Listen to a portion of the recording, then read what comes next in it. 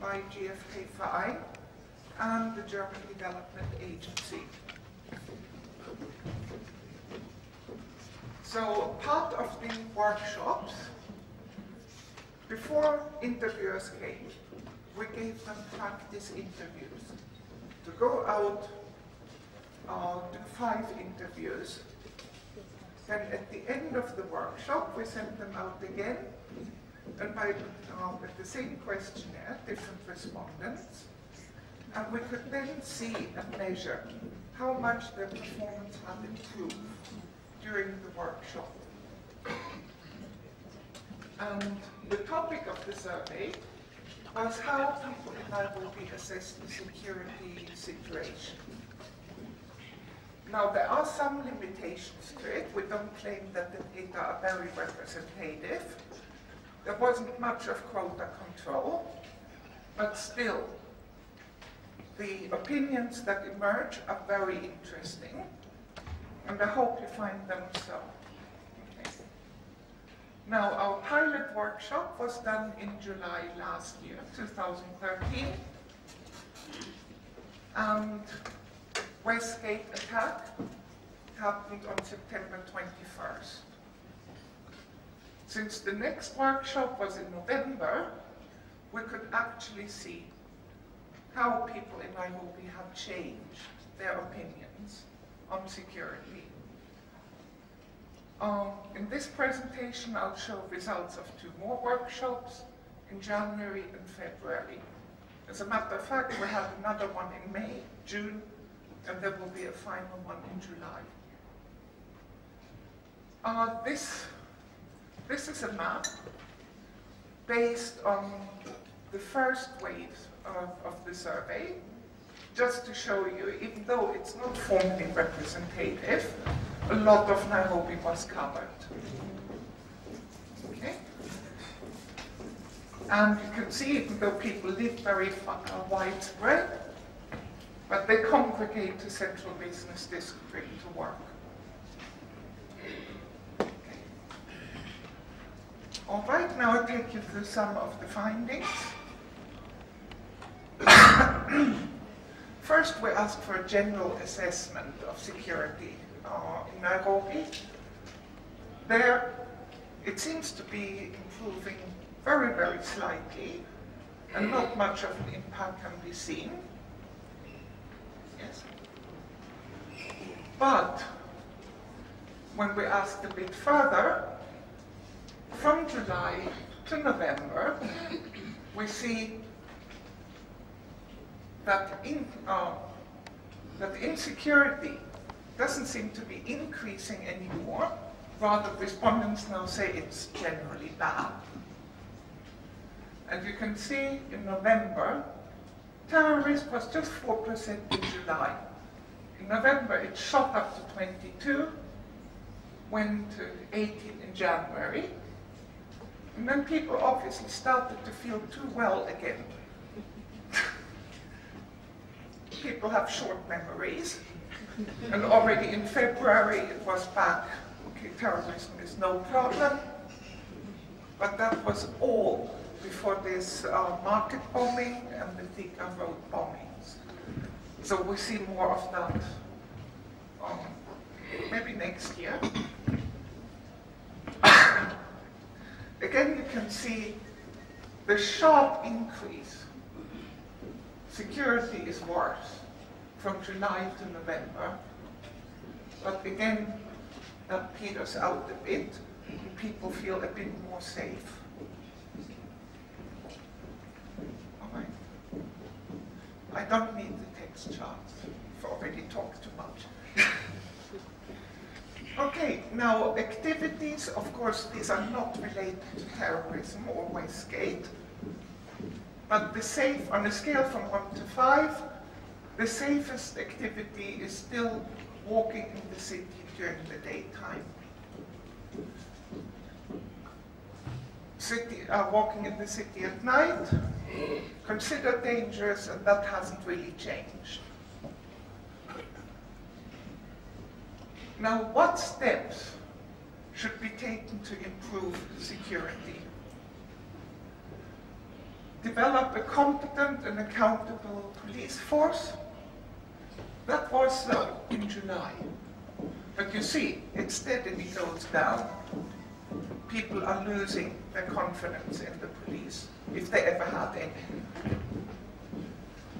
But now they vote for increased surveillance in public areas.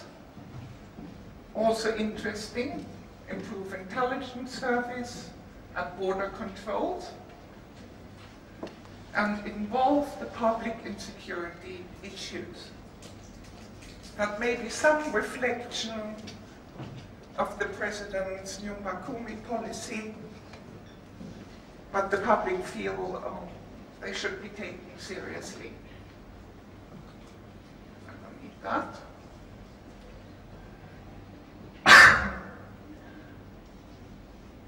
Now we asked respondents for their opinion, what causes the insecurity? And you see very little change. Widespread corruption went up a little bit, but basically is down to the level it was last year. Interesting, in contrast to Nigeria, where I also follow developments, Kenyans do not seem to be into vigilantism or self-help or self-organization. So punishing crime should be left to the court. And it's the individual responsibility to protect oneself from becoming a victim of crime. Yes, people tend to agree with it, but as we see later,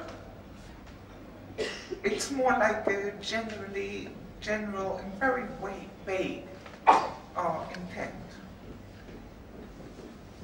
Okay. Here you see who's responsible for investigating crime? The police. Not very much change there. Individual, no.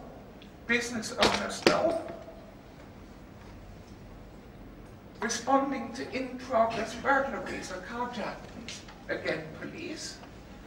Minor role for private security.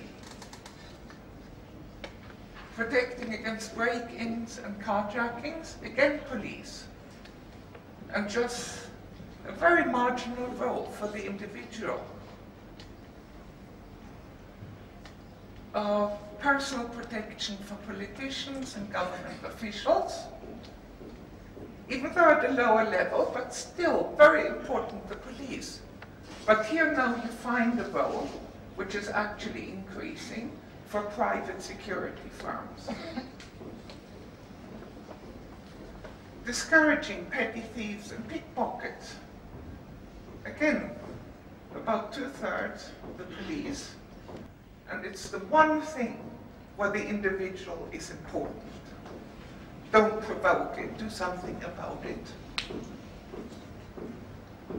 Providing security at public events, sports and concerts. Again, police and private security firms. Now, since I've talked about Nigeria, I don't know how many of you have followed the news. About 2 weeks ago, there was an incursion of Boko Haram into the eastern states. And immediately all governors teamed up and the public came out. We're starting vigilante groups right now. That is something you don't see among citizens in Nairobi. They take as it comes. And police, yes, they're supposed to protect us, so put what little faith we have in them. So that's a very marked difference in character and the type of response they have. Okay? I don't need the text chart. So we looked at perception profiles. Now, these are mean scores again. The highest score would be 5. Positive, the lowest one, negative. And this is why I say it's very strange that people still put a lot of faith in police, because they have no regard for them. Police, basically dishonest, corrupt, ineffective, undisciplined, and not trustworthy. And that hasn't really changed. The courts are perceived much better, but it's not really a glowing review either. So they're a bit more on the honest side. They're only marginally or mildly corrupt, seen as more effective, seen as more disciplined, and also given credit for being somewhat trustworthy. Now compare the military. What high opinion respondents had of them in July. The only institution that is honest, not really corrupt, effective, disciplined, and trustworthy. But of course, that was before the pictures went round of police officers helping themselves to water bottles disguised as mobile phones. So in November, opinion was definitely deteriorated. And even though, again, people have short memories, the assessment of the military is improving, but still for every item, the reputation has not recovered. They're actually significantly, at 99%, lower than what we had in July.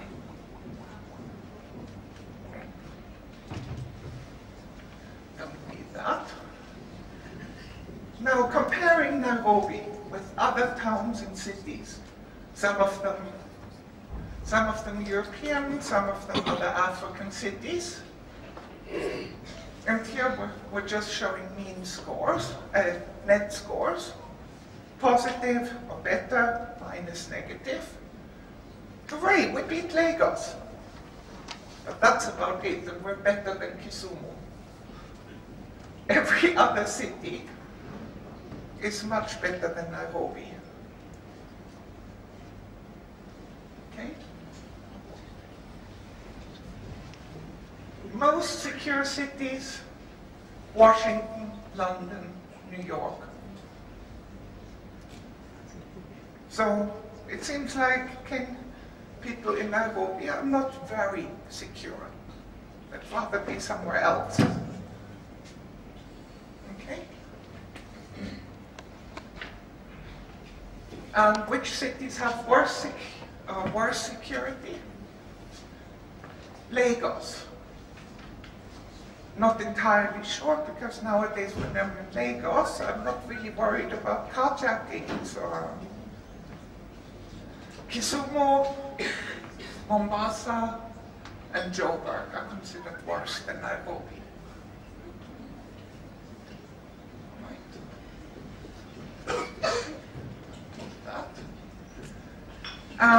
The final, attitudes toward bribery. Okay, about a third of respondents, yes, it's sort of morally wrong to bribe. But then still, up to 20%, well, that's life in Kenya, you pay. If you don't pay a bribe, you won't get what you want. So, the disapproval of bribery is mild, and many people find justification for doing precisely what they think is morally wrong. Okay? And that basically were the data I wanted to run by you. Do you have Q&A? Yes, we do. We do, and I assist you in it. Many, many thanks, first of all. Okay. I think that was an extremely insightful presentation that triggers a lot. Yes, John, thank you. So, what are your questions for Megan? I'm sure you have some. To Margit, sorry.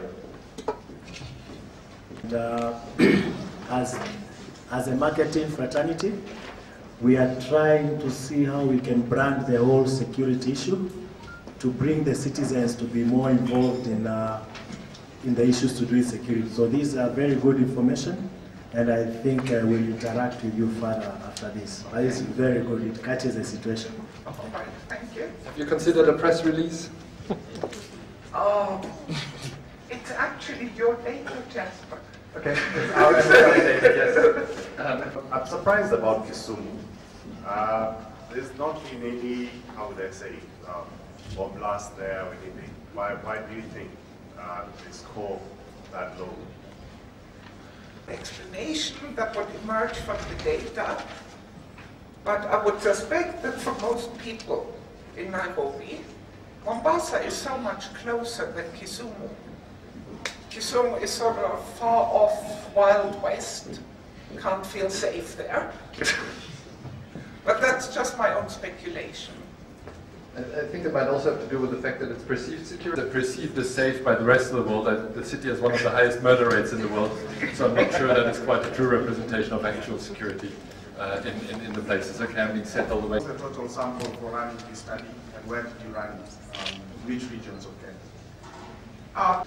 A total of 300-something interviews per wave. Can you go, Jackie? Can you hear that the data represent all Kenyans? But given the spread of interviews, go one back. Okay. Here, it covers pretty much of Nairobi. But it's not Kenyans' opinions. Many, many thanks, Margit. We'll keep it at that. It's been a pleasure having you on board. I hope you'll stick around for us. But if there are any more questions on security, please find. Do we have Charles ready? Yes, fantastic. Welcome, Charles. Hi, everyone. Just a bit of a correction. My title is actually Technology and Communication Research, not Research in Africa. So my name is Charles Okanya from Ipsos. I've been with Ipsos for about 3 years. I'm currently working with a unit called ASI within Ipsos. We deal mainly with communication research and brand management as well. So what I'm presenting to you today is a revolutionary technology that we as ASI use to collect data. But just to put my discussion into context, I wanted to show you this slide, this information, which shows the spend, or rather the industry spend over the last couple of years. So, for example, from 2008 up to 2012, the industry has grown fourfold. Yeah. Now, there are many. It could either mean media budgets are very bigger, or we have new entrants into that.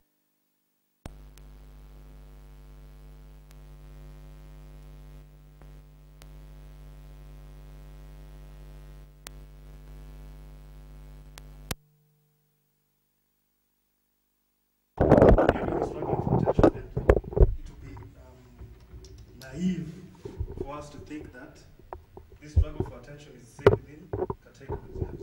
So, thinking that Safaricom is struggling for attention between with Airtel or whatever is not true. The share of voice cuts across different industries.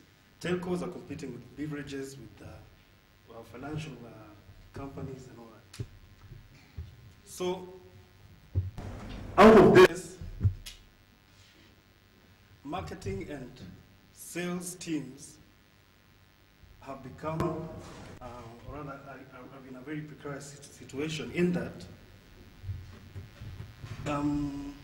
we are becoming, or rather, they're becoming very, very demanding, with research as one of the key inputs in marketing and social research, marketing and sales, rather.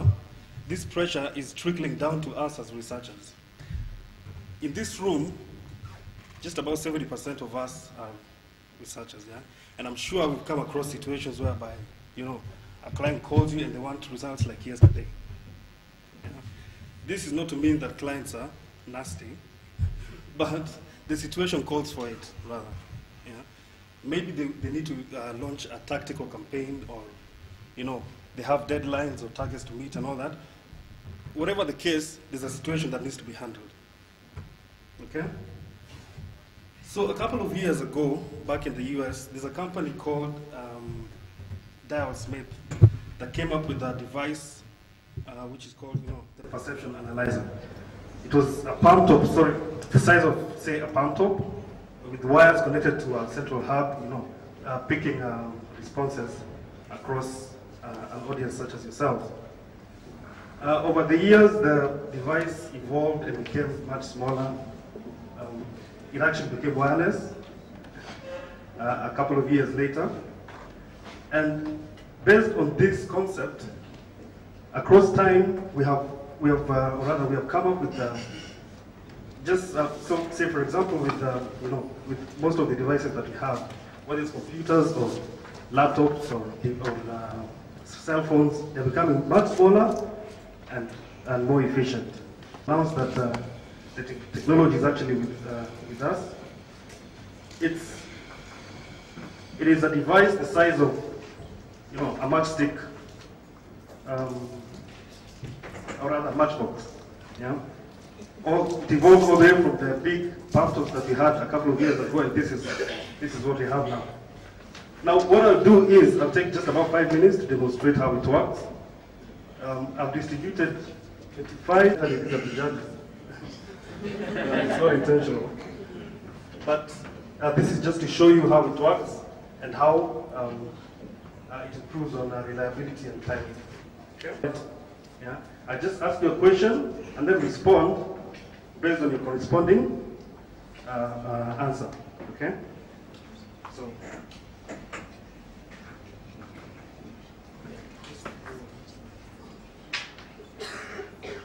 So for example, let's start with the first question. Yeah? This is a very simple question, yeah? And I mean, you need to be as honest as possible. So the question is, I know Tide detergent as a brand, and I know what it stands for. So if you definitely agree, you can press 1. If you somewhat agree, press 2. If you neither agree nor disagree, press 3. And the rest continues. See the number of guys who are entering the information with the, yeah? So just about 23 of us have pressed, yeah? We can move on to the next question. And the results pop up immediately. From what you can see, most of us don't know what this brand is about, yeah? I take it that the guys who have the remote represent the views of everyone in the room. So, I don't think most of us know what Tide stands for. Next question. Okay. Tide detergent is very effective in removing stains. You can all press.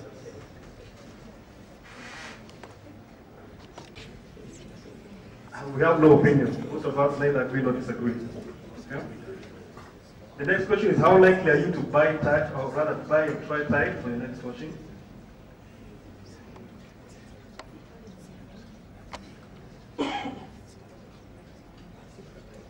Okay. Very unlikely. Yeah. So Boom, I know Boom detergent and I know what it stands for. To what extent do you agree? And remember, you don't have to point it to the device, yeah? you can even have it in your pocket and So most of us don't know what Boom is all about. Next question. Boom is effective in removing stains.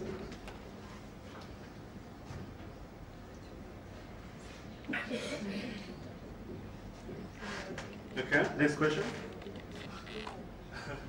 How likely are you to buy Boom for the next question?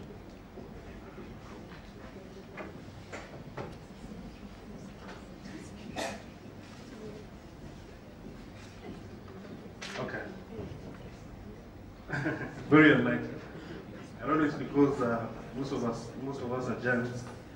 I've given close to 80% to females. Okay. Now I'll play this ad and then ask you the same question thereafter. Yeah?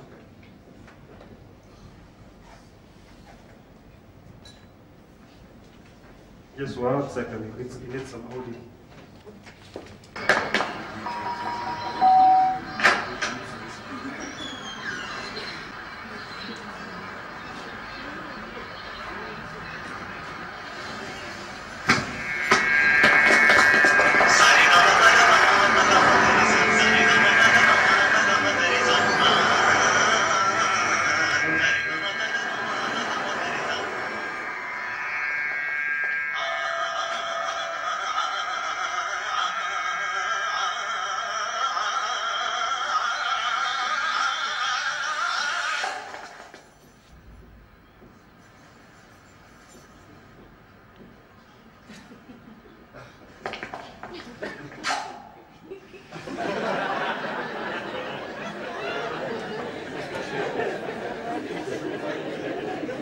first question is,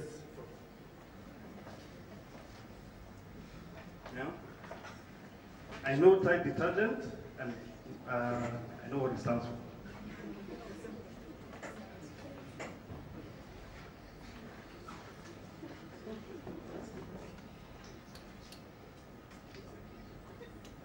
Let's move on. So as you can see from this, there's already a shift on, on brand awareness and positioning of Tide as a brand. Tide detergent is very effective in removing stains. This is directed to the gents.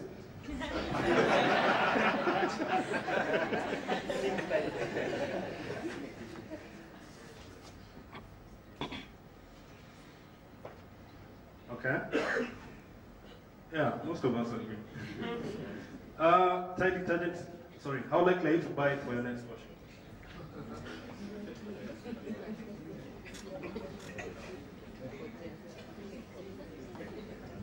Okay? I mean, we can clearly see some shifts post-exposure to an ad. So I'll show you a different ad.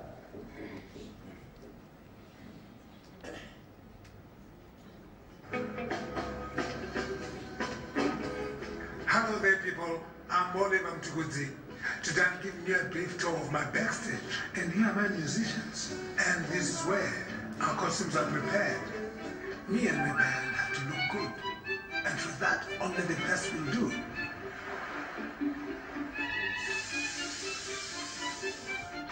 That's right. Boom washing powder does the job every time. Boom. And the dirt is gone. Now, same question. Now, would you say you know Boom and what it stands for?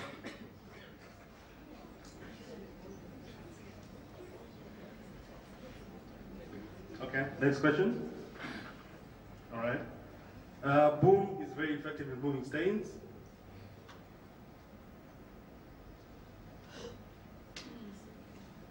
Next question. How likely are you to buy it for your next washing?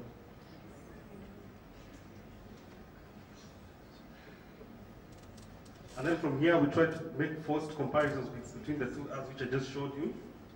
And I'd like to ask you, which one of the ads did you think was more entertaining? So if it was Tide, press 1. If it was Boom, press 2.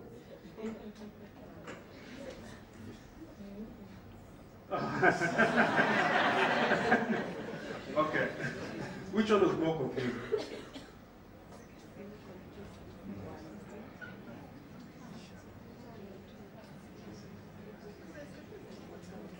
Okay. There's a bit of a struggle between the two. And then which one was more believable?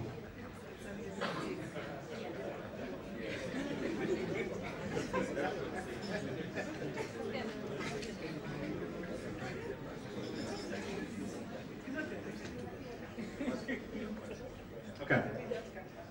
Boom was more believable. So we can already tell amongst the key parameters that are needed for to roll out an ad or a communication, believability matters more than entertainment. An ad can be very entertaining, but if no one believes it, then no one is going to react to it. I've been told I have like 2 minutes remaining, so I'll skip the reporting process and go back to the main presentation. But here's what it looks like. And at this point, we eliminated so many processes such as data entry, analysis as well, because it's software generated. Now, one of the key, what does this say to us rather, as a researcher? It means we have become very, very flexible in everything that we do. With such technology, we can employ it anywhere. We don't have to constrict ourselves in certain places. It is very collaborative in that we can have sort of like a hothouse brainstorm session between the creative, the client, the research agency, the respondents, so that we can come up with a clear direction. Time management as well. It's very quick. The results are real time. And it's very cost effective in that we've eliminated so many processes that are associated with pen and paper, yeah, such as printing and entry as well. And the quality has also drastically improved. But for me, I think one of the key lessons to us as researchers in Africa is that we need to come up with such ways of data collection so that we can mitigate on any other inefficiencies that we have as a region. In developed nations, internet penetration is very good. It's almost universal, and it's most of the research carried out in these regions are online. Yeah. We need to come up with evolutionary ways of collecting data, not being left behind by technology in general. Okay, thank you. Stay with us for a second. 24 devices popping up, so the person who's stolen one. So that's one. I'm sure they'll be recollected in a second. This has been great, Charles. If you want to vote now how much you like the presentation from 1 to 5, please do. You have a question. This and get real-time results. On a selfish note, tomorrow I'm hosting the sports marketing event for MSK at Prestige, and I'd really like you to come with these gadgets tomorrow so that you can figure out which matches people are watching, which teams people are supporting for the World Cup, and basically be able to explain to marketers that there are new ways of getting data rather than the old ways of doing it. That's great. How much should I invoice you? Thanks, Charles, for the presentation. You talked about crowded media, and you said in 2008 the pie was 20 billion, and by 2012 it was 90 billion. You went ahead to successfully confuse me by saying the pie has shrunk. I want briefly, if you can share with me, to tell me how much crowding happened to warrant your assertion that the pie is diminishing. In absolute terms, the general industry spend rather has really increased. Yeah? And that's what I was saying. When you ask the question that way, then it's a matter of new entrants coming into the market. Yeah? So for example, in the beverage category, we have the big boys who are, say, EABM. On the other hand, we have very small new entrants who are coming in and eating into the incumbent market share. So it's not really a matter of the pie becoming bigger on its own unidimensionally, but it's also the players within each and every industries are becoming, rather the categories are becoming more fragmented. Researcher or a small research firm and interested in the technology. So how much does it set me apart if it was to invest in the technology that you've just shown us? So you're asking how much it costs to buy? Well, we imported these kits from a supplier in Germany. The whole kit, including the software, costs just about $7,000 to $8,000. Though the support that comes with it, rather after sales support that comes with it, due to software development, and you pay for that on request. So the initial setup amount is just about $8,000 to $7,000, but that was 2 to 3 years ago. I don't know how much they're selling for now. Many, many thanks, Charles. It's been a pleasure having you. If you have more questions, please do find Charles. I think this microphone might be louder than yours. Thank you.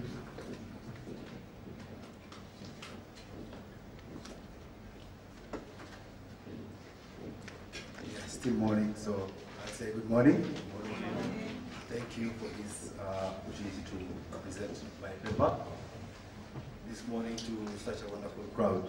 I'm very delighted, of course. Sorry, my voice is a bit hoarse because I had a cold. Right, so before I discuss in detail what I'm going to present this morning, I would like to appreciate the previous discussions we've had through all those wonderful presentations, because they help to confirm what I'm going to present in a few seconds. So Please be very attentive and ask me questions after I present my paper to you. Thank you very much. I'm going to discuss my paper, which I've named Research Through the Eyes of Technology. And to start off, I will first take about two definitions of technology. And first of all, how I've defined technology. First of all, it's a collection, or sorry, it's a body of knowledge which we can use to develop tools or to develop individual skills to be able to come up with solutions, and especially in terms of extracting data or information from whatever source we want to. The other definition of technology that I would define this morning is the application of science towards solving of problems that we may want to solve in research. So when you're looking at that definition in terms of application towards research, and more useful to us as researchers, is the application of that, the collection of knowledge, sorry, or the application of science towards extracting and understanding information from whatever source that you may want to extract. And there are many ways of doing that. So my definitions, of course, I would like to quote Wikipedia, and the other source would be yourdictionary.com if you want further explanations or definitions on that. Please flip. So to set the scene of what I'm going to discuss this morning, we're going to look at technology and understand many dimensions, especially in terms of the impact and implications to us. So there are many questions that we may want to ask ourselves. Is technology necessary in research? Is it important? And is it the way to go for us as researchers as we encounter different challenges and questions from our clients? Is it the future of research? We may want to ask ourselves that question at this point as we move on. So from my own analysis, it could be the beginning of the end of another era, the analog research and into the new phase of research. So to help guide us in this discussion, I came up with an hypothesis, which of course, in my own understanding, I look at technology and say that it is the way to go, it is necessary. And of course, if it is the way to go, it comes with very good opportunities and very, very good things with it. But at the same time, it also comes with challenges, things that we have never seen before. And those are the things which I'm going to discuss as we move on, looking at the good and the bad aspects of technology in research. So the scope of my discussion, of course, is going to focus around application of technology throughout a typical research process. As you would understand it as researchers, we have the setup phase, and then we have where we have the design of research, then we have the data collection phase, and then finally the analysis and reporting phases of research. So I will focus only around those three different phases of research, and then look at how technology applies in terms of the good and the bad, and then look at the implications, and then the way forward in that respect.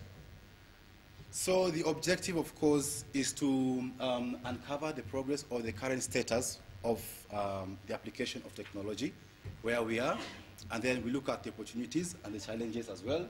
And then my second objective will be to discuss the implication of technology, technological application, and what that means to us as researchers in this wonderful industry of research.